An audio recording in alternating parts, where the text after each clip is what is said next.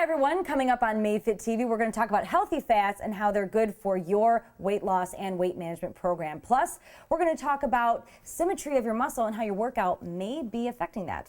All right, Made Fit TV starts right now.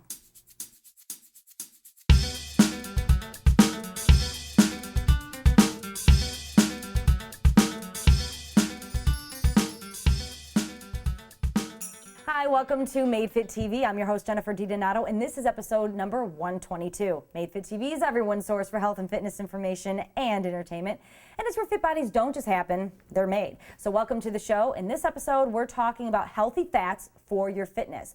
There's this huge low-fat, fat-free diet craze going on. It's been like that for years, if those of you haven't noticed.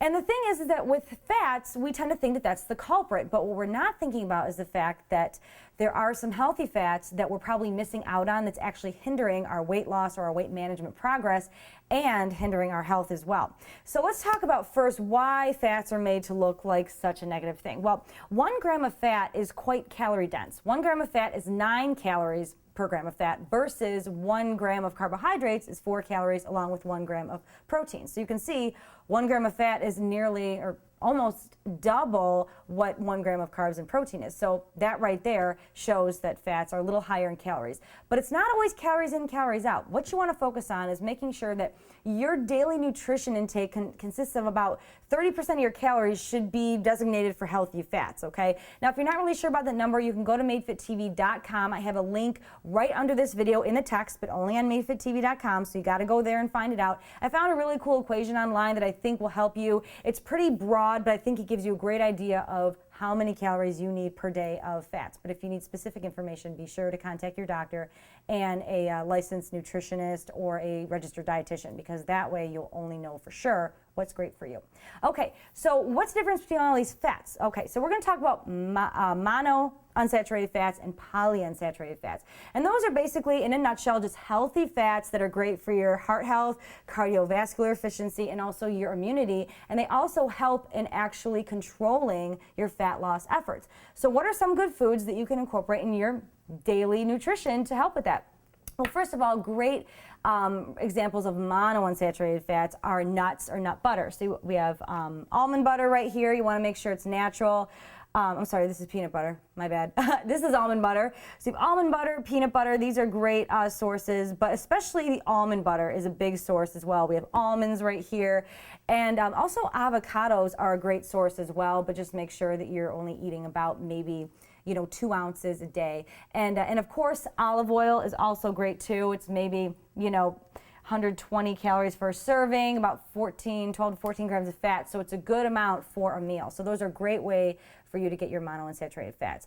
Polyunsaturated fats also come from nuts. You can do walnuts, you can do cashews, and even macadamia nuts, but also flaxseed oil and flaxseed as well. I like to ground this up in my oatmeal sometimes, just sprinkle it on there. You can get it ground, you can get it whole, you can even get the oil. So it's a great option too, and it tastes good, gives that nutty flavor, even if you want to make some granola bars out of that. Next type, you want to make sure you're getting good omega-3 fatty acids from food. So you can get a lot of that from fish, like salmon, the fatty fishes like that, you can get that from. And also, you can just take a fish oil supplement or salmon oil or something like that along those lines. What I like to do, you can see kind of condensation on here. I like to keep this in the freezer. I had read once that if you keep your fish oil in the freezer and you take it, you won't be burping it up. I know you guys know what I'm talking about. Either do that or take it at night, because in that way you're not going to feel like you smell or reek of fish, because I know it's really disgusting. But also flaxseed as well is a great source of omega-3s. Now another source of fats that are really great for you, that's a little controversial, is coconut oil. Coconut oil is really high in saturated fat, but the reason why it's good for you, studies show that it's actually great for fat loss, metabolizing fat. It's high in saturated fats, but it's a high quality of saturated fat. So it increases your metabolism, it's great for your immune system, and it's also great for digesting fat as well. So look into that. And the reason why it gets a bad rap is because a lot of times it's used in like, let's say for instance, when you go to the movies, popcorn, that kind of thing. But it's lower in cost as a tropical oil, but it can also cook fine at a higher temperature versus olive oil or your vegetable oils. So in moderation, but maybe incorporate it. And if you want to get it directly, the good stuff, the good thing obviously is the medium chain fatty acids that are in the coconut oil, but you can actually get it directly from MCT oil. You can actually get the oil. It's kind of a watery consistency if you can see it, and it's good to kind of incorporate in a shake, maybe 1 tablespoon a day. Just try it out, see if you like it. But to each his own, try it out. You know, for everyone is different. And of course, we have for some omega-3s, a good tip for you guys is to make sure that you get free-range chicken eggs that are organic, natural, and enriched with omega-3 fatty acids, because then you can get away with having 1 or 2 whole eggs per day. Depending on your diet, though, check with your doctor. But all of these right here are awesome sources of healthy fats that you're probably missing out on if you're reading all those crap magazines. So make sure that you're incorporating healthy fats in your nutrition. It'll boost your mood, make you feel better because it's holding you over for longer. All right, if you have any questions, just email me and also comment at the bottom of this video. Now we're on to our Made Fit TV viewer email of the week. This week's email of the week comes from Maze from Saudi Arabia. I'm sorry if I'm pronouncing your name wrong, but here's the email. After a few months of lifting weights, I've been noticing a slight difference in muscle size between my arms. The left seems a bit bigger than the right. Is that natural? Is there a certain cause for it? I train both of my arms equally.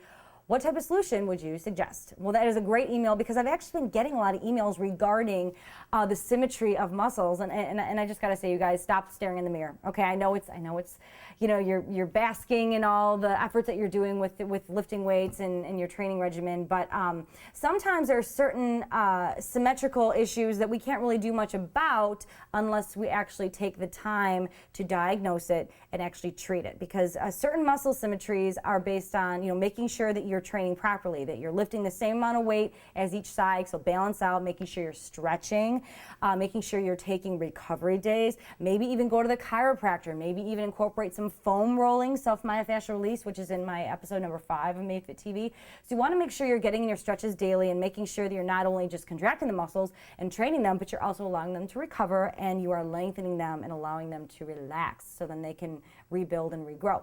But also you have to take into consideration that you're only training those muscles, isolating them maybe an hour a day if you're lucky. But there's also all the other hours of the day that you're actually moving around. So you have to consider the lifestyle that you're leading. If you get in the car and you put more weight on your right arm, or if you're getting on a bed and putting more weight on your left arm, you may notice that maybe one tricep will be more dominant than the other because you're doing daily repetitive movements that are just functional daily things you don't even think about. So consider that and make sure that you're not stressing about it. As long as you're training your body, doing all the correct things that I said, some of those, you know, asymmetrical muscle things are going to happen, but it's okay just as long as you are making sure you're doing all you can to allow proper muscle function and proper muscle development. So I hope that that helps you. If any of you guys have that issue, go ahead and email me at jenny@madefittv.com, or even comment at the bottom of this video on Made Fit TV. So thank you so much. If you guys want your email read, you can email me, or you can even contact me at the Ask Jenny link right at the top of the homepage. I typically tend to choose the ones that are emailed directly to me. So if you're watching me on YouTube or any of those other videos, make sure that you email me directly because I may not get to them on YouTube. So thanks so much for joining me, you guys. Get to the healthy fats, at least, you know, 1 ounce per meal. It's a great way to start, and I guarantee you that you're going to feel a lot better and you'll probably start seeing some results. All right, good luck. I'll see you next week.